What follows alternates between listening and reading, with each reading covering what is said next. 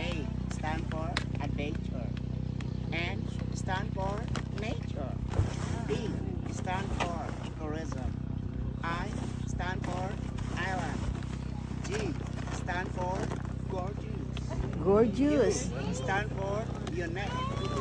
E stand for enjoy yourself. Wow. So many of my Digi. Come again is come again.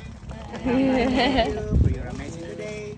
But if you walk around in this island, please watch your step, watch your head, and watch me nene. Okay. Watch me nene. Watch me whip, watch me nene. There's a song. Now there's a swimming area. Oh, do not go there because the current will from undocked area for the boat. Okay. But if you walk around in this island, 10 to 15 minutes. Or optional, if you're going to the sanctuary, you can see like a turtle, spelockies, beautiful coral. Yeah, you can play there. 4 person for one guy is 350 for the guy.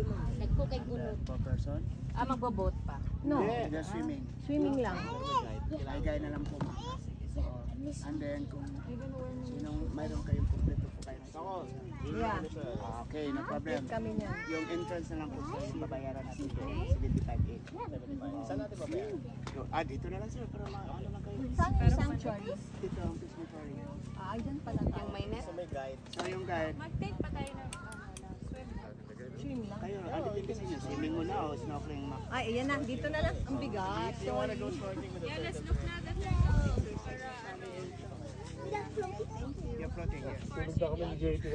So, doon daw, bawal mag-swim. Kasi para sa boat lang yun. So, ang swimming dito. Okay now? Tapos, sanctuary. Nandito. Nag-guide.